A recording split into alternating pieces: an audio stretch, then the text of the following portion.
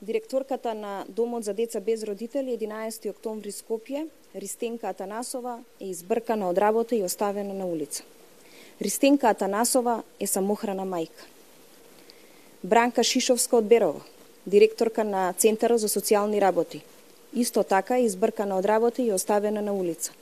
Бранка Шишовска имаш уште само 3 години до пензија.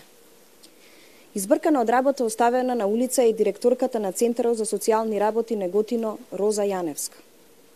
Катерина Матич е самохрана мајка. Беше вработена во Агенцијата за храна и ветеринарство. Сега е избркана и оставена буквално на улица. Весела Честоева има 2 полнолетни деца. Работеше како раководител на секторот во Археолошкиот музеј. Практично таа го подигна Археолошкиот музеј од неговата преселба во новите простории. Сега и неа ја бркаат од работа и ја оставаат на улица.